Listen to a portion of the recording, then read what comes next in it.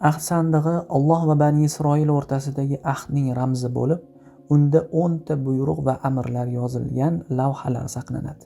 Ya'ni haqiqiy Tavrot ana o'sha ahd sandig'ining ichida deyiladi. Lekin ba'zi rivoyatlarga ko'ra, miloddan avvalgi 7-asrda Ossuriya qiroli Sanxerib Quddusni zabt etadi va u yerda yashayotgan yahudiylarni o'zi bilan poytaxti bo'lgan hozirgi Iroq hududiga olib ketadi.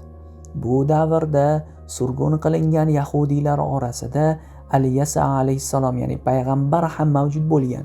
Aliyasa alayhissalom Ilyos alayhissalomning o'rinbosari sifatida tanilgan va shu sababli ahd sandig'i Ilyos alayhissalomdan Aliyasa alayhissalomga o'tgan edi.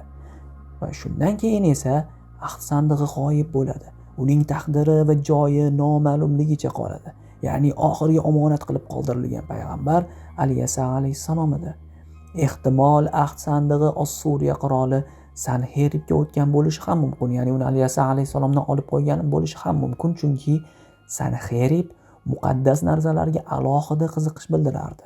U tarixda Nuh alayhissalomning kemasini topgan birinchi podshoh sifatida tanilgan. Chunki Sanxerib Judiy tog'ida joylashgan Nuh kemasining izlarini topgan va o'zining nomini abadiylashtirish maqsadida 4 ta toshga o'z rasmini o'yib yozdirgan edi.